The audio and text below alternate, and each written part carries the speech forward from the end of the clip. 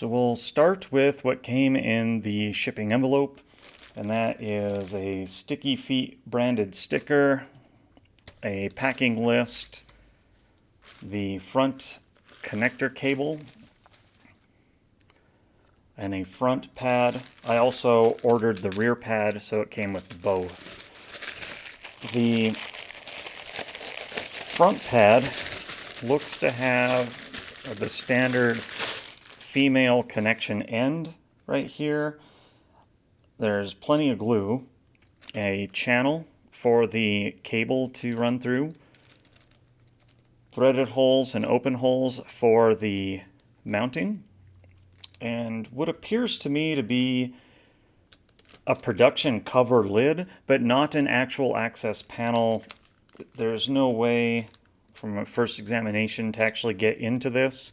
I imagine they don't want us to access the sensor underneath, so this is just a lid.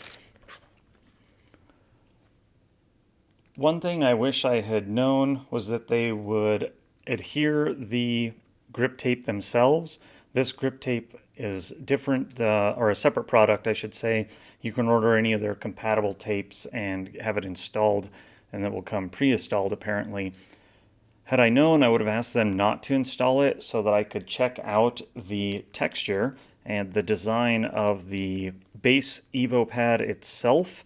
I just don't know how grippy, so to speak, it is, and I really don't know who would order grip tape from a grip tape company and not apply it, or let's say a pad, a base pad, and not apply the grip tape. So I imagine it would happen though. I just would have liked to have known.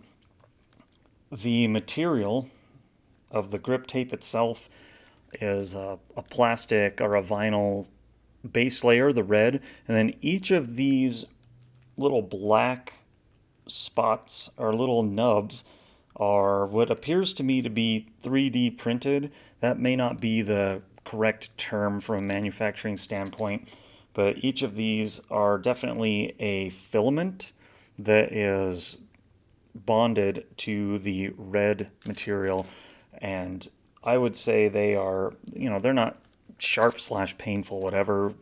I think even you could ride this even with bare feet if you really wanted to, but they are definitely grippy. And as such, I would say that the term grip tape is an accurate description. So I want to cover that both sections of the front and rear are identical in their geometric shape. So the user experience on the front and rear will be identical, and they are slightly concaved. So your center area down here is going to be thinner than the outer edges. A personal observation on product density.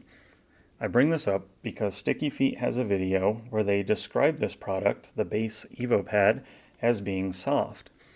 I realize these are subjective terms, and as such my personal experience is that this product is flexible. It will bend with moderate pressure, and it is certainly light and less dense than a stock footpad. However, the nature of a footpad is that we compress it when we stand on it. I don't believe this has a soft or squishy feel to it through direct compression onto a solid surface. However, being less dense, it will transfer less vibration and general energy into our feet, and that can give the experience or the feeling of it being softer, but the actual compression component, I cannot say that I would describe this product as being a soft pad. So an observation for people that would be bothered by something like this. I'm not, because the nature of this product is that we stand on it, so it's continually being compressed.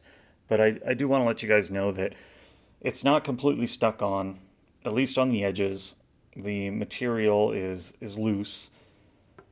Again, this doesn't bother me. And really for two reasons, not just because it's going to be continually compressed, but also because this material is dense. The red is a dense plastic. It's not going to have the same ease of tearing or ripping as, say, a fabric or even paper-based grip tape that we see on a lot of other products. I just can't imagine the corner of this tearing off very easily.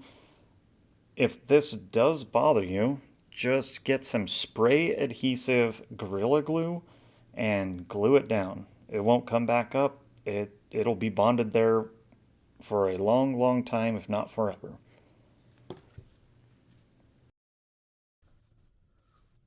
All right, so after about 15 minutes of riding in 65-degree weather, the front foot pad ghosted, so it stayed engaged. It obliterated my back foot pad, the back bumpers. It broke the battery box, the BMS, and stripped out the rails upon impact. And it just hit a concrete curb. So, yeah, that's something to be aware of. And that is why I was riding away from everybody while I was testing this out. I would have hated for this to hit a car, hit a person.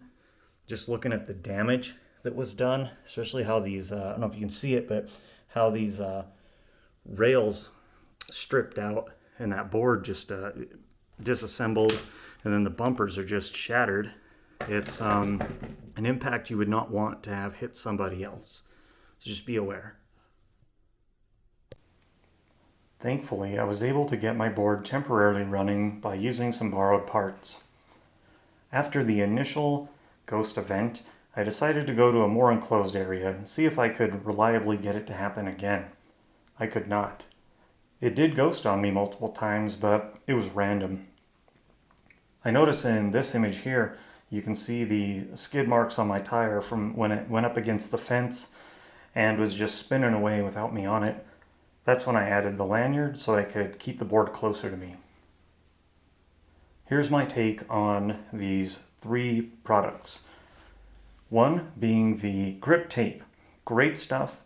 5 out of 5, 5 being the best. I'm going to put the grip tape on my boards.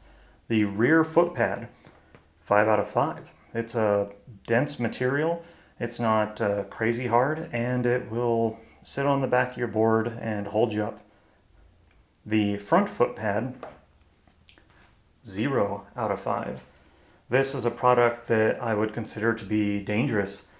It broke my board to pieces, and I would hate to see what would happen if I hit somebody with this thing.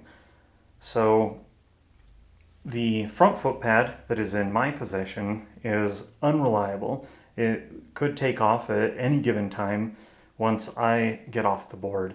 So I would consider this, for me, the one that I have, to be an unusable product.